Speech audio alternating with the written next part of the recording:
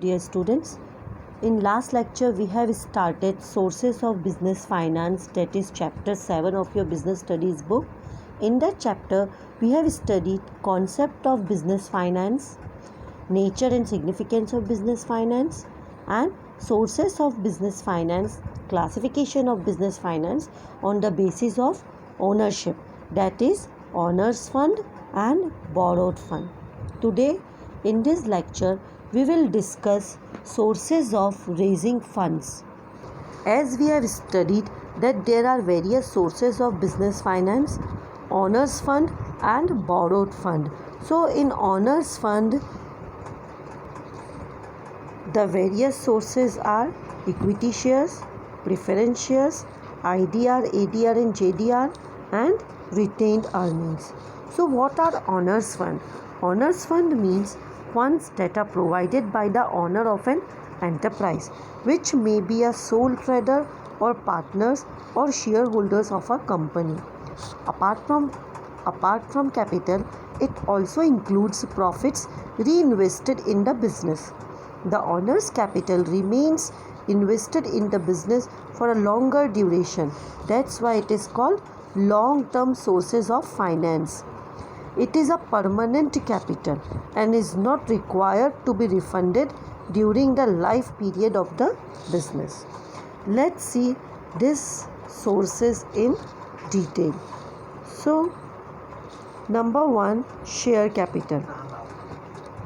Raising fund through the share capital is very important and essential source of finance for the company. Share capital is the major source of finance because it is the amount collected from the public through the issue of different units of shares. The shareholder will become one of the owners of the company. Ownership of any holder is entitled to amount invested by him in the company, which is called his share in the company. There are two types of share capital: equity share capital and preference share capital. So what is equity shares? Equity shares is the most important source of raising long-term capital by the company. Equity shares represent the ownership of a company, and thus the capital raised by issue of such shares is known as ownership capital or owners fund. Holder of equity shares are the real owners of the firm because they bear risk and share losses if the case may be. Equity shares are the ordinary share capital of a business. The investors of the equity shares are the owners of the company. They are the real risk taker of the business.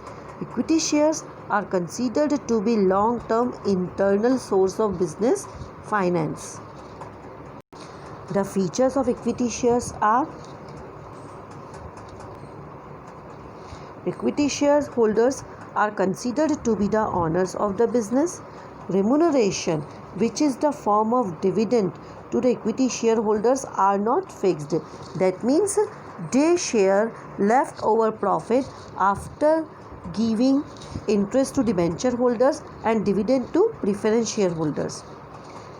They are the high risk takers but better rate of return in case of prosperity. That means in case of gaining more returns by the company, equity share gain more than any other securities. They enjoys voting rights and participation in the management of affairs of the organization because they are the real owners of the company. So they have voting rights and they have to take any kind of decision in the company. They get the dividends only after meeting the claims of other parties, including creditors and government. Now let's see the advantages of equity share capital. So equity share capital is the permanent capital of any organization,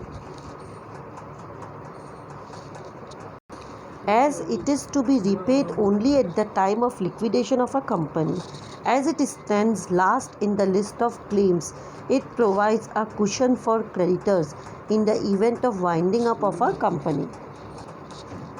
Next one is no charge on assets.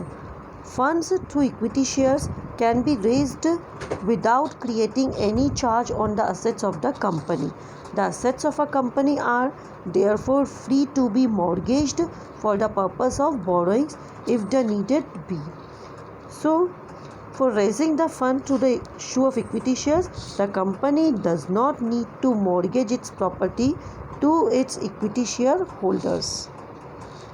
Another advantage of equity share is higher returns.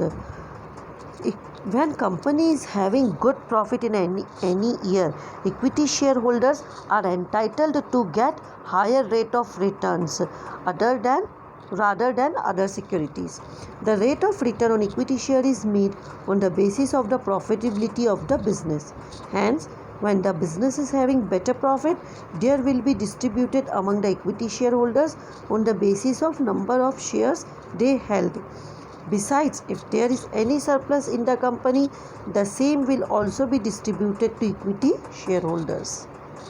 Next one is no burden on the company.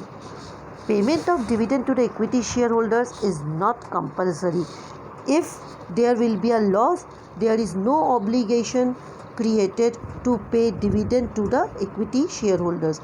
Therefore, there is no burden on the company in this respect. So, payment of dividend to the equity share will be on the basis of company's profitability. Hence, it is not mandatory to issue dividend to equity shareholders at all times if there is no profit to the company. Therefore, the dividend on equity shares will not be a burden. Next one, control. Equity shareholders have rights to participate in the management affairs of the company. Therefore, they exercise full control over the company's affairs as well as they have voting rights in order to take any kind of major decisions. So, equity shareholders are having the right to participate in the meetings of the company and to vote. This enables the equity shareholders to have a democratic control over management of the company.